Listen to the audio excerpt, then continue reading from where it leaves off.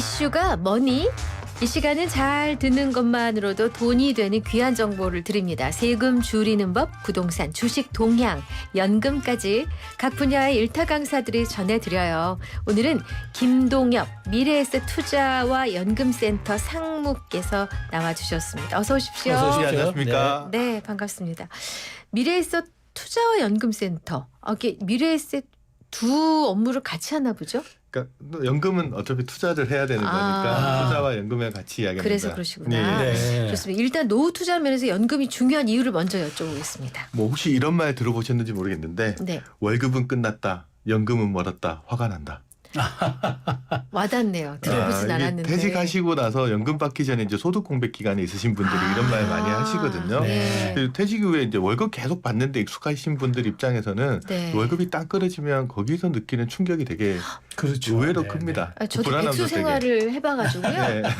그거 공포스러운 면이 네. 있어요. 예. 그래서 이렇게 되게 불안한 것도 있고 그래서 예. 뭐 퇴직한 직장인들한테 물어보면 직장에서 다닐 때 가장 아쉬운 게 뭐냐라는 답변 1등이 월급입니다. 네. 그걸 대신해 줄 수 있는 상품이 음. 뭐냐라고 하면 연금이기 네. 때문에 네. 처음에 연금은 불입할 때는 되게 힘들고 어렵고 하기 싫은 일이지만 네. 나중에 받을 때는 조소합니다. 아이고, 행복하죠. 받을 때 행복은 뭐 어디든 다 있습니다. 네.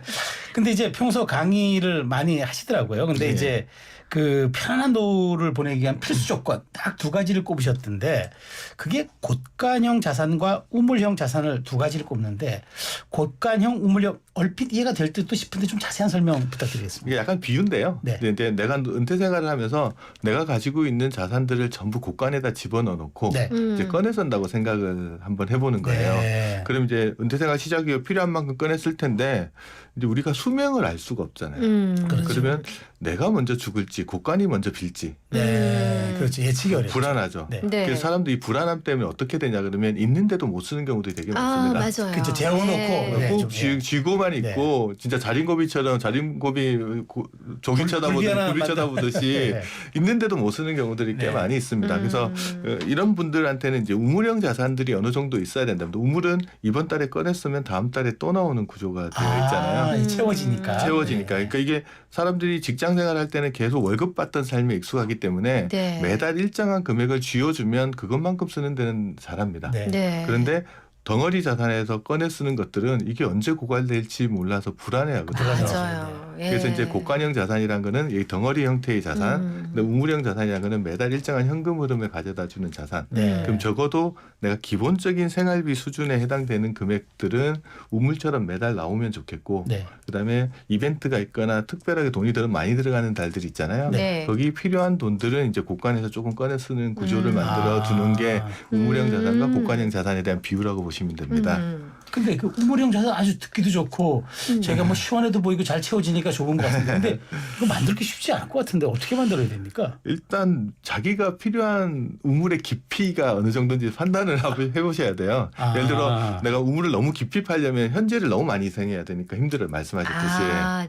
근데 너무 네. 얕게 팔면 지금은 편한데 나중에 생활할 때 노후에 힘들어지잖아요. 이게 예. 적정한 생활비 규모를 파악을 하는 게 되게 중요합니다. 근데 네. 사람들마다 이 생활비라는 게 다 다르잖아요. 그렇죠. 그래서 어떤 분은 저한테 물어보세요. 자기 생활비가 얼마가 적정하냐고.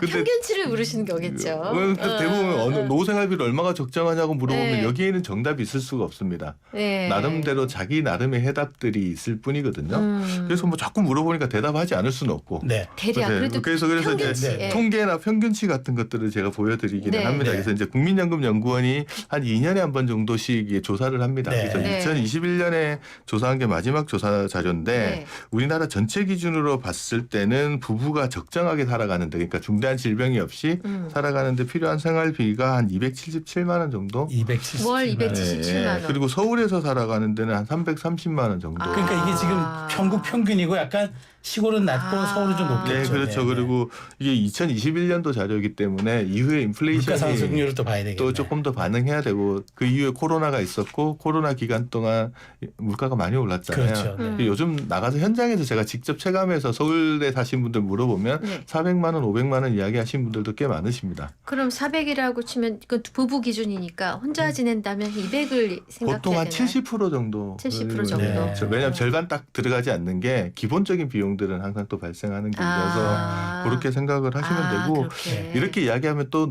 야 무슨 400만 원이나 들어 네. 이렇게 하시는 분도 있고 또 어떤 분은 그거 가지고 어떻게 살아 하긴 뭐. 사람마다 그쵸. 다 다 다릅니다. 다르죠. 그래서 다 중요한 거는 나한테 필요한 생활비 규모가 얼마인지를 음. 본인이 알아봐야 되는 거거든요. 그래서 그렇군요. 예. 네. 예전에 그렇게 우리 그 인류 문명사에서도 소크라테스가 네. 너 자신을 알라. 그게 얼마나 어려우면은 그 명언이 지금도 회자되고 있겠습니까? 그래서 자기 생활비는 자기가 한번 네. 적어보면 됩니다. 음. 꼼꼼하게 식비는 얼마 들고 주거비는 어느 정도 들어가는지를 자기 나름대로 체크를 해보시고 금방 네. 말씀드렸던 거는 가이드 정도 다른 사람들이 이 정도 생각하는구나 라는 정도 가이드 정도로 생각하시면 될 것 그렇죠. 뭐 같습니다. 네. 자기 삶은 자기가 제일 잘하지 않겠습니까? 그렇군요. 자, 그러면 아까 방금 말씀해 주신 대로 대충 평균으로 잡아서 한 서울 사는데 두 부부가 330이라고 얘기하셨잖아요. 월 목표 금액이. 그러면은 노후 자금이 얼마나 필요할까요? 그 기대 수명하고도 관련이 있을 거고. 그건 뭐 사람이 얼마나 사느냐에 따라 네. 다른데 그래서 목돈으로 얼마를 마련하느냐의 목표를 가지는 것들은 솔직히 수명이 계속 늘어나는 상황에서는 한계가 있습니다. 그래서 항상 노후 생활비 계획을 세울 때는 현금 흐름을 어떻게 만들어 놓을지 네. 이를 훨씬 더 중요하게 생각합니다. 그래서 제가 처음 예를 들었지 곡간보다는 기본적인 생활비는 우물처럼 네. 나오게끔 만들어 놓는 구조, 그러니까 연금 그렇죠. 같은 것들을 그렇죠. 잘 이용해서 만들어 두시는 게 중요합니다. 근데 많이 컨설팅을 해보셨잖아요. 네. 그러니까 이제 우리가 사는 데서 은퇴 후에 네. 그럼 은퇴 후에서 이제 사망에 이를 때까지 이제 크고 작은 이벤트들이 많을 텐데, 근데 이제 우리가 예상치 못한 이제 충격들이 오면은 사실 사람이 대응하기 어렵지 않습니까? 네. 그럼 주로 어떤 이제 그 충격파 혹은 이벤트들이 그 경제적 흐름에 영향을 주나요? 일단 퇴직이라는 이벤트 자체가 많이 영향을 그렇죠. 줍니다. 네. 왜냐하면 구조가 완전 바뀌어버리잖아요. 그렇죠. 완전히 맞아요. 근데 퇴직하면 생활비를 줄일 것 같은데 오히려 반대의 경우 분들도 꽤 많으세요. 그래요? 왜냐하면 왜요? 퇴직하는 시점에 퇴직금이나 모아놓은 돈에서 현금 자산들이 꽤 많이 있거든요. 네. 거기 돈은 제일 많은 상황에서 반대로 시간도 제일 많습니다. 아. 그리고 꽤나 건강합니다. 네. 써야죠. 이 세 가지 나가야죠. 요소가 아. 만나면 지출이 늘어나는 경향들이 그렇구나. 있습니다. 보통 이제 살면서 지출이 많이 늘어날 때가 언제냐 그러면 결혼할 때 다 장만하잖아요. 새로. 맞아요. 그때 들어가고요. 네. 두 번째는 새 집 샀을 때. 새집. 새집. 세 번째가 퇴직하고 나서 직후에 그동안 퇴직 직후. 내가 그동안 미뤄놨던 하고 싶은 일들을 취미생활 하거나 많이 뭐 할 하게 때. 되고 특히 해외여행 간다고 쓰시고 뭐 이렇게 저렇게 쓰시는 돈들이 많아서 은퇴라는 이벤트 자체도 지출을 좀 많이 늘려놓는 경향들이 있어서 그때 관리를 조금 잘해야 될 부분이 있고요. 그다음에 이제 우리가 예측하기 힘든 게 질병이나 사고입니다. 그렇죠. 그거는 전혀 정말. 예측 못해서 그래서 이게 언제 일어날지 얼마만큼 자금이 필요할지 몰라서 이 재무적으로는 뭐라고 부르냐면 이거를 우발부채라고 합니다. 그렇죠. 우발적으로 일어나는 부채이기 때문에 그렇죠. 그거를 내가 언제 일어날지 모르는 걸 준비하기 위해서 일정하게 그 돈을 계속 들고 있을 수는 없는 거죠. 없어요. 네. 그래서 우발 부채는 재무적으로는 우발 자산으로 대비하라 그러거든요. 우발 사건이 일어날 때 돈이 딱 나오게끔 되어 있는 게 대표적으로 이제 보장성 보험 같은 그렇지 보장성 보험. 같은 것들. 그래서 이제 은퇴하기 전에는 이제 자기가 중대한 질병이나 이런 것들을 보장해주는 보험성 상품들이 잘 준비가 되어 있는지도 한번 꼼꼼하게 체크를 해보시는 게 필요합니다. 지금 퇴직 직후 아니 그러니까 결혼, 새집 장만, 퇴직 직후 질병 사고 얘기하셨는데 예.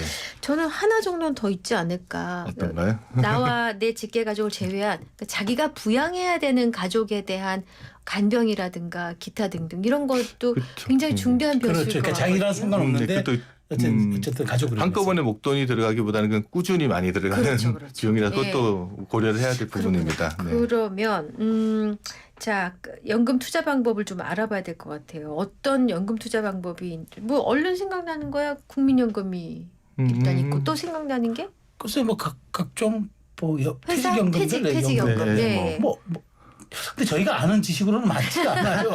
참 이게 문제입니다. 연금 상품은 진짜 많더라고요. 뭐 종류는 다 다양한데 자기한테 필요한 물건들을 끄집어내서 써야 되잖아요. 전쟁터 나갔는데 예를 들어서 관우가 쓰기에는 이거 큰 창에 청룡 원월도가 네, 네. 좋지만 유비한테 그 칼 주면은 못 들죠. 안 못 들지도 못해서 싸움에서 질 수밖에 없잖아요. 그래서 네. 자기가 가지고 있는 무기 그 무기의 특성을 좀 잘 살려야 되는데 제가 이제 노후 자금 마련할 때는 은퇴 생활 기간을 크게 하나 3개로 나눠보라고 이야기합니다. 네. 네. 첫 번째가 이제 퇴직하고 나서 국민연금을 수령할 때까지 소득 공백 기간, 아까 화나는 기간, 화나는 기간. 그 기간이 있습니다. 그 기간을 어떻게 할 거냐? 그다음에 부부가 이제 주된 연금 수급자들이 이제 공적연금을 수급하는 기간. 네. 그리고 부부 중에 한 사람이 먼저 사망하면 혼자서 살아가야 되는 기간들이 네. 있거든요. 그래서 소득 공백기, 부부 연금 생활 기간, 독거 생활 기간을 좀 나눠서 좀 살펴봐야 될 필요가 있고요. 그 중에서 이제 퇴직 그 이후에 공적연금 수령할 때까지 소득 공백 기간이 제일 중요합니다.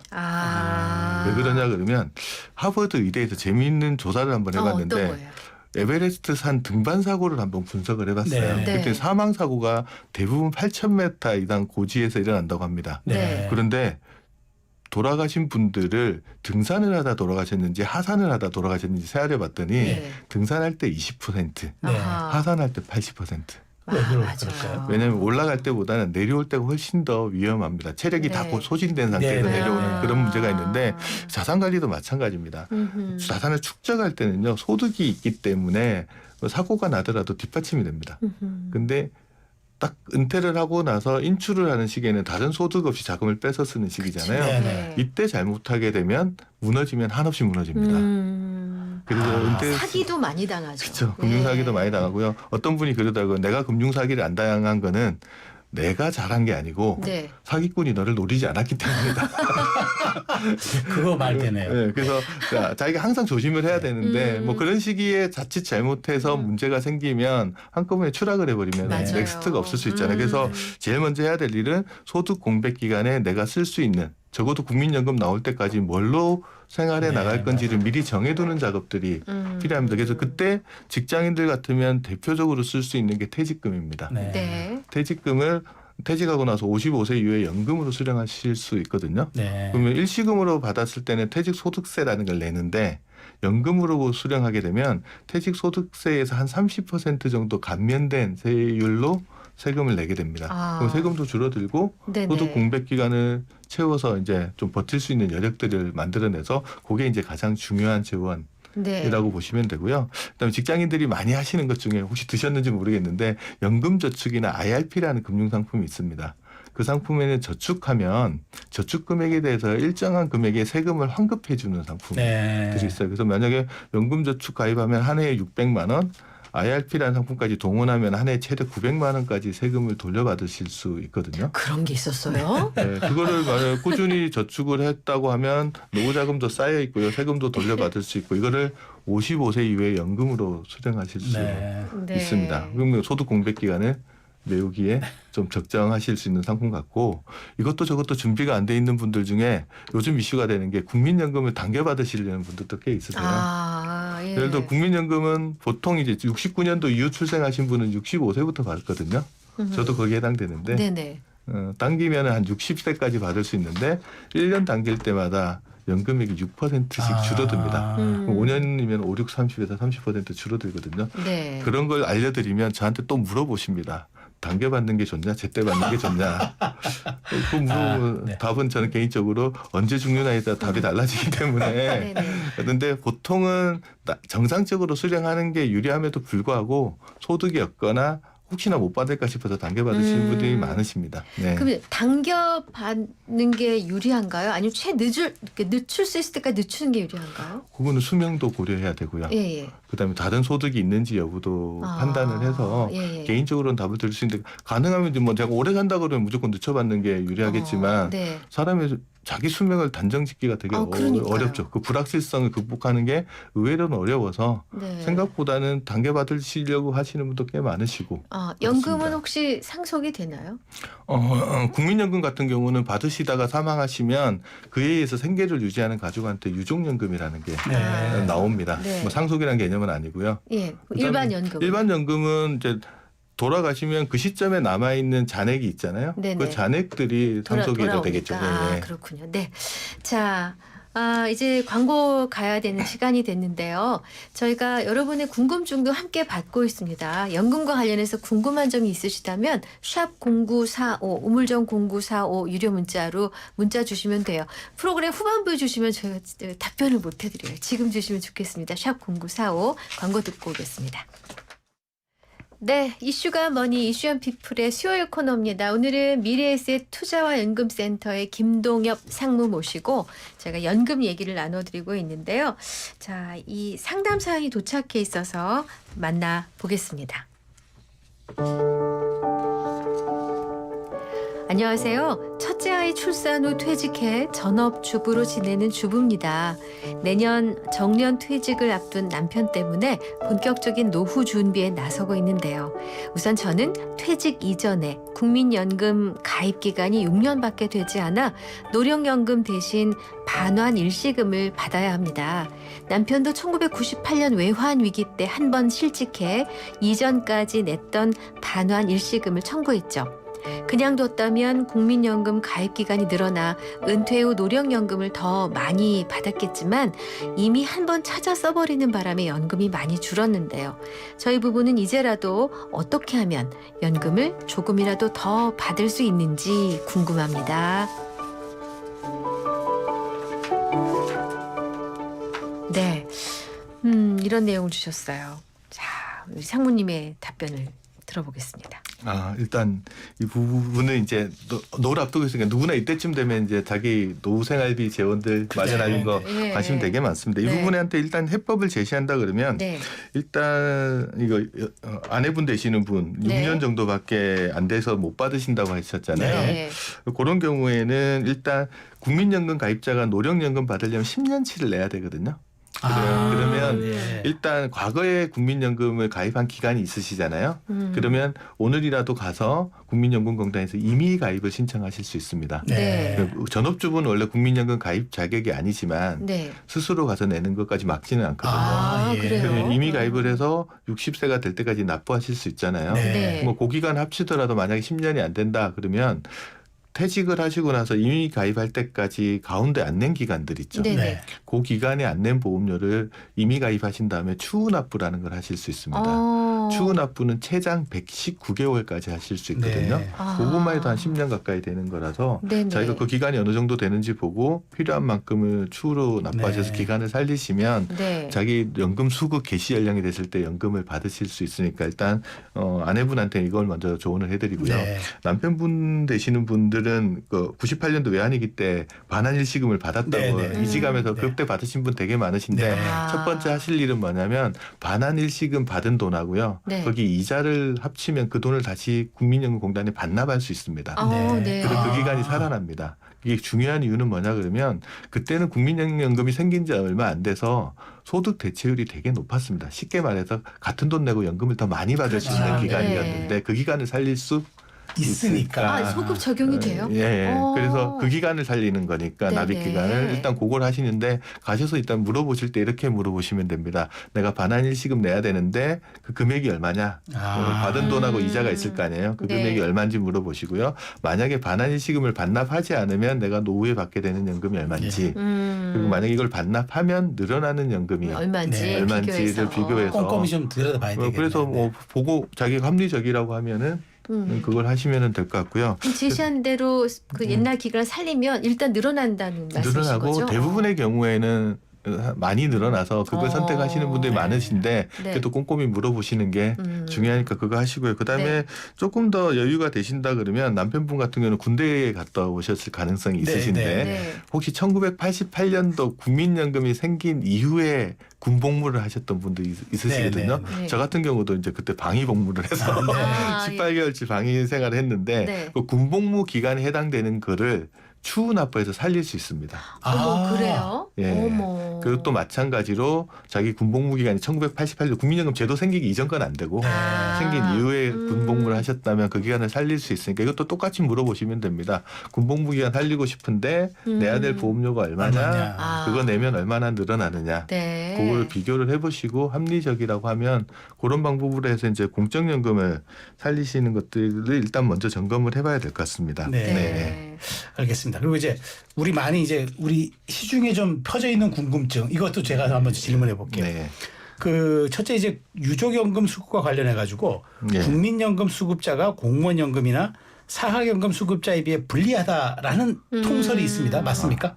뭐 일종의 그 제도를 한번 보시는 게 나을 것 같아요. 네. 국민연금 가입자가 사망하면 그에 의해서 생계를 유지하는 유가족한테 유족연금이라는 게 지급되는데 네. 유족연금 1순위 수급자가 배우자입니다. 네. 이때 배우자는 법정 혼인관계에 있는 배우자뿐만 아니라 사실혼관계도 받게 되는데 네. 얼마를 받냐? 원래 받아야 되는 금액 있죠. 살아있을 때 받는 네. 금액. 네. 그 금액에서 국민연금 가입 기간에 따라서 좀 차이가 납니다. 가입 기간이 10년이 안 되시는 분이 사망했을 경우에는 40% 받는 금액에 네. 10년에서 20년 사이면 50%, 네. 20년 이상이신 분은 60%가 나오는데 공무원연금이나 사학연금 같은 경우는 이 가입 기간하고는 무관하게 60%가 나옵니다. 그런 부분들 때문에 이제 일단 차별이 있다라고 생각하시는 경우가 있을 수 있고요. 두 번째는 어떤 경우냐면 나도 국민연금을 받고 배우자도 국민연금을 받게 되면 네. 내가 사망하면 유족연금이 나오잖아요. 네네. 그럼 그 유족연금을 배우자가 수급을 해야 되는데 네. 배우자가 받던 국민연금도 있잖아요. 그렇죠. 국민연금하고 유족연금 두 개를 중복해서 수급할 수가 없습니다. 중복 수급은 안 되는 네. 그래서 그런 부분들 때문에 이슈가 있고 그래서 만약 유족연금을 선택하면 자기 걸 못 받고요. 아하. 유족연금을 포기하면 포기한 유족연금액의 30%를 자기 연금에 얹어줍니다. 둘 중에 하나를 선택해야 되는 구조인데 그렇군요. 공무원연금이나 사학연금에는 둘 다 공무원이거나 둘 다 뭐 선생님이시다. 네. 그러면 사망했을 때 유족연금이 원래 60%가 나와야 되는데 30%만 나옵니다. 그럼 자기 연금 받으면서 유족연금 30%에 해당되는 받고, 금액을 예. 받게 되는 거라서 뭐 이것도 약간의 차별성이 있다라고 하면 차별성이 있는 거라서 이런 네. 부분들 때문에 좀 제도 간의 형평성을 좀 맞춰줘야 되지 않느냐라는 이야기들은 하고 있습니다. 그렇군요. 근데 좀 놀라운 게 아까 법적 배우자뿐만이 아니라 사실혼 관계에 있는 배우자에게도 간다라고. 네, 맞습니다. 그래서 뭐 상속하고는 조금 다른 게 상속은 1순위 상속인자가 직계 비속과 배우자인데 이때는 법적인 그렇죠. 테두리 안에 있어야 되는데. 근데 연금이라는 제도는 복지제도의 일종이기 때문에 그래서. 그렇습니다. 네네. 그렇군요. 지금 문자 하나 들어와 있는데 한번 여쭐게요. 1539님께서 노란우산공제 있잖아요. 노란우산공제도 연금으로 받나요?라는 질문 주셨습니다. 이 노란우산공제는 보통 자영업자분들이 많이 가입을 하시는 그렇죠. 거고요. 네. 저축하실 때 소득공제 부분들이 일부 있어서 이제 네. 자영업자분들이 노후자금 마련할 용도나 또 아니면은 이제 폐업을 갑자기 하게 됐을 때 다시 창업을 하실 용도로 자금을 모으는 용도로 네, 많이 네, 가입을 네. 하시는 건데 이것도 마찬가지로 나이가 됐을 때는 연금 형태도 수령하는 것들도 가능합니다. 가능하죠. 예. 소득 공제 받으면서 저축하시고 나중에 뭐 퇴직을 하거나 사업을 이제 정리하신 다음에 60세 이상 나이가 들어갔을 때는 연금 형태 수령하는 것도 가능합니다. 네, 아주 네. 충분한 답변이 되셨겠네요. 근데 요즘에 그 황혼연이 많거든요. 예. 부부가 함께 연금을 수령하다가 황혼연을 하게 되면 참 그렇네 진짜. 연금은 어떻게 어떻게 분할되나요? 일단 연금도 나눠 가지라는 법이 있습니다. 그래서 분할연금이라고 하는데 네. 일단 조건은 돼야 됩니다. 이제 부부가 생활하는 같이 생활하면서 국민연금 보험료를 납부했을 거 아니에요. 네네. 그 같이 보험료를 납부한 기간이 최소 5년 이상은 돼야 됩니다. 네. 그게 첫 번째 조건이고요. 두 번째 이혼한 배우자가 국민연금을 수령할 자격을 갖췄어야 됩니다. 그럼 나이가 일단 국민연금 수급할 나이가 돼야 되고요. 나이. 두 번째는 국민연금 받으려면 10년 이상 납입해야 되니까 네. 그 조건을 갖추게 되면 이제 반환일시금을 청구할 수 있는데 그때 내 나이도 국민연금을 수급할 나이가 돼야 됩니다. 그러면 이제 반환 청구를 하게 되면 나랑 공동으로 생활하면서 형성했던 거 있죠. 예를 들어서 국민연금 한 30년 부었는데 그 이혼한 배우자가 한 150만 원을 받는다. 근데 나랑 같이 살면서 부은 게 한 10년이다. 네. 그러면 3분의 1이 분할 대상에 해당되는 거죠. 그럼 150만 원 중에서 3분의 1이면 50만 원이 분할 대상이 되는 거고 그 금액 중에서 그게 이견이 없으면 절반 25만 원을 분할해서 수령하실 수 있게 되는 겁니다. 청구를 해야지 받고요. 청구 기한은 아까 그 세 가지 조건이 달성되고 나서 5년 이내에 청구를 해야지 받으실 수 있습니다. 아니 우리 상무님 무슨 자판기 같으세요? 그러니까 가지고 오신 자료를 한 개도 안 보고 술술술술 놔주시고 저는 저 거기에 탐복하고 있습니다. 자, 이 세금도 한번 제가 한번 여쭤볼게요. 그게 뭐냐면 그 연금 받게 될 때는 또 세금도 내야 되잖아요. 네, 근데 맞습니다. 그러면 조금이라도 더 받으려면 절세 또 이 묘수가 필요하지 않습니까? 팁을 좀 주시면. 일단 뭐 세금을 받을 때 이제 아까 퇴직금 이야기는 잠시 드렸는데 퇴직금을 일시에 수령하실 때는 퇴직소득세라는 걸 내거든요. 내가 예를 들어서 1억 받을 때 1,000만 원 세금을 내야 된다 가정을 해볼게요. 그럼 세율이 한 10% 정도 되잖아요. 네. 가정입니다. 네네. 근데 만약에 이거를 내가 연금으로 수령하겠다 그러면 연금 수령액에는 10% 세율을 적용하는 게 아니고 7% 정도 세금을 적용합니다. 네. 그래서 가급적 연금 형태로 수령하시는 것들을 권유드리고요. 네네. 그다음에 이것도 고민해봐야 됩니다. 은퇴자분들이 제일 고민 많이 하신 게 건강보험료 고민 되게 많이 하시거든요. 건강보험이 굉장히 네. 비싸지고 있어요. 퇴직하고 나면 네. 지역가입자로 전환해서 이제 건강보험료 내셔야 되는 분이 네. 있는데 건강보험료 지역가입자인 경우 소득하고 재산의 건강보험료가 부과가 됩니다. 맞아요. 근데 이 소득에는 이자 배당 소득도 건보료를 부과하는 맞아요. 소득이거든요. 그래서 보통 1월 1일부터 12월 31일 사이에 이자 배당 받은 금액이 1,000만 원이 넘어가면 그때부터 건보료를 부과합니다. 맞아요. 예. 안 넘어가면 부과 안 하는데 넘어가는 순간은 그 금액 전체에 부과하기 때문에 네. 건보료랑 장기요양 보험료 합치면 한 8% 정도 되거든요. 적지 않은 비용이 나갑니다. 맞습니다. 그런데 이걸 이자 배당 형태가 아니고 개인연금이나 퇴직연금 소득 형태로 받으시면은 건보료를 부과하지 않습니다. 그래서 퇴직금을 일시에 수령해가지고 일반 금융상품에 투자하면 이자 배당 소득이 되는 거고 네. 네. 퇴직금을 연금저축이나 IRP에 옮겨놓은 다음에 연금 형태로 수령하면 개인연금이나 퇴직연금 소득이 되잖아요. 네. 여기는 운용수익에 건보료 부과하지 않으니까 만약에 건강보험료가 걱정되신다고 하면은 이자 배당보다는 개인연금이나 퇴직연금 형태 소득으로 만드셔가지고 투자를 하시고 수익을 받으시는 게 훨씬 더 유리합니다. 네. 네. 오늘 꿀팁을 많이 주셨는데 제가 머리가 못 따라가고 있어요. 좀 다음에 좀 더 자세한 얘기 한번 네. 듣도록 하겠습니다. 아 벌써 마무리할 시간인가요? 네. 그렇군요. 네. 좋습니다. 다음에 또 다른 기회에 모셔서 저 조언을 듣도록 하겠습니다. 이슈가 뭐니 미래에셋 투자와 연금센터의 김동엽 상무와 함께했습니다. 오늘 좋은 말씀 감사합니다. 네, 감사합니다. 잘 들었습니다. 네.